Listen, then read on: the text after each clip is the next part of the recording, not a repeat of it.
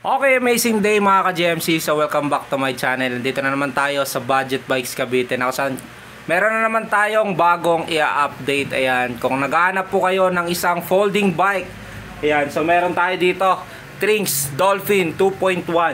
Ayan, so kung napanood nyo yung update ko na nakaraan, meron akong na-update na Dolphin 2.0. So meron yung 2.1, meron din ako i-update na 3.0. Ayan, so ito si Trinx 2.1 natin, Dolphin. Pag-usapan natin yung specs, yung price niya, kung sulit na nga ba to sa presyo. Ayan, so pero bago ang lahat, please like and subscribe. Okay, amazing day mga ka-GMC. So meron naman tayong bagong i-update ngayon. Ayan, si Trinx Dolphin 2.1. Ayan, ito ay folding bike mga ka-GMC. So ito ay alloy frame. Ayan po kung mapapansin nyo sa kanyang frame, glossy black with red color combination. Sa frame naman ito, ayan, so nakikita pa rin natin yung pinag-weldingan niya, pero ang kinagandahan to, syempre mas nakikita natin na mas matibay yung pag-weld ng isang frame ng isang bike. Ayan, so dito sa kanyang seat stay, so isa lang naman to, wala siyang chain stay, so mas malapad compare mo doon sa mostly natin nakita sa mga isang mountain bike. Ayan, so dito nakalagay yung isang Dolphin. Then dito sa gitna nakalagay yung 2.1. Sa folding naman niya, so meron yan lock dito. So pag nire-release nyo yan, yan yung lock niya. Okay? So yan yung support para hindi agad-agad matatanggal. Okay? So yan, lock nyo. Then lock. Para hindi umaalog. Then meron na rin yan lagayan ng battle cage kung gusto nyo siyang lagyan. Then ito, size ng kanyang frame ay size 12. Ayan, 6061 alloy material. Then meron niyang warning sign. So quick release yung seat post. Trinx alloy yung kanyang seat post niya. Check natin kung gaano kahaba ito. Yan yung mababa din. Kaya nito mga 6 footer. Ayan, sa mga gustong gumamit ng mga folding bike, ayan, kayang-kaya nito ang 6 footer. Ayan, 33.9 yung kanyang haba. Mababa din siya. So ito yung pinaka-limit niya. Ayan yung huling guhit. Okay, so yan. So alloy na po yan. Sa kanya namang pedal, ayan po ay folding. Ito ay plastic. Then ito ay ball bearing pa, bakal. Yan yung nakakonect dito sa kanyang crank. Sa kanya namang saddle, ayan, Trinx. So walang masyadong ibang design. Yan, logo lang ng Trinx dito. Yung branding niya. So meron na rin kaya kasamang strap yan. Sa kanya namang crank, ito folding bike. So ito ay naka 1x. So yan po, mostly nakikita natin sa mga folding ay naka 1x. Bira lang din naman yung 2x or 3x. Si 3.0 yun po yung naka 2x. Pero yung kinagandahan kasi noon ay naka Shimano Sora. May nakikita rin ako mga naka 3x. Ayan yung mga naka mechanical combo shifter. Yan, like ni Garuda na mayroon 3x. So yung ginamit sa kanya na RD, ayan, Shimano Tourney. Ayan, si Shimano Tourney natin ay 7 speed.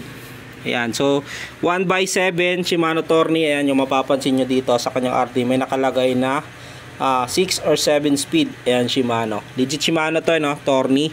Then, thread type 7 speed. Hub na ginamit sa kanya.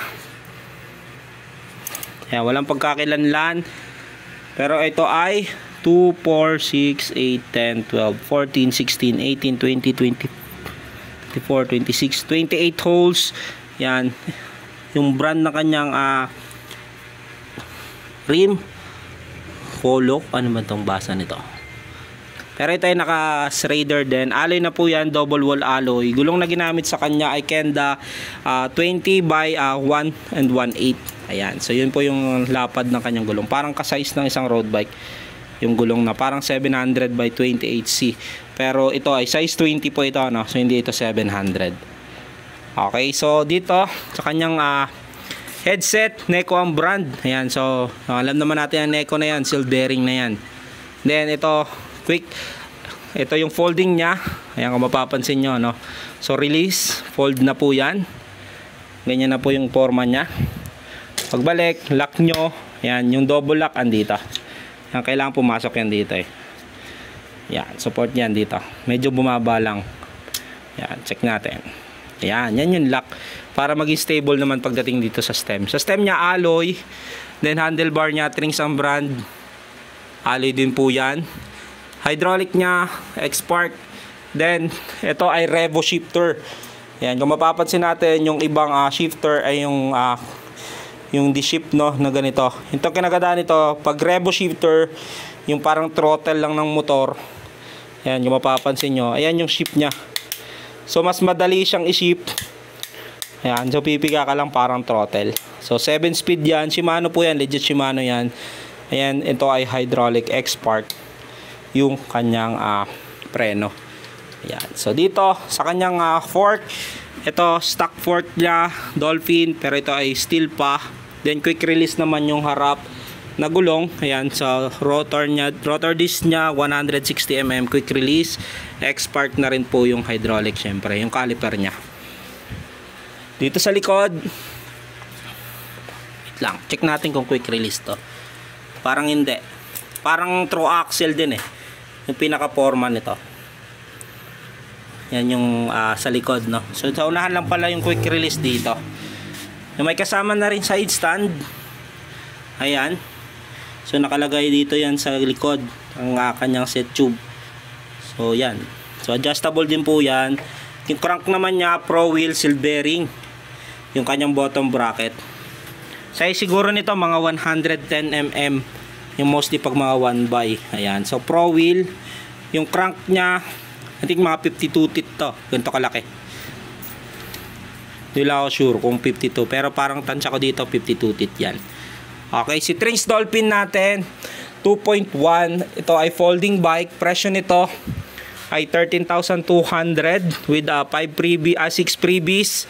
Glove tube, machine guard, arm sleeve, tail light, battle cage, or isang helmet. Ayan po. Sa credit card, available din po yan. So, kung kayo naman ay walk-in, pwede nyo ma-avail ito ng 12,900 cash pick up, no previous. Itong si Trinx Dolphin natin 2.1.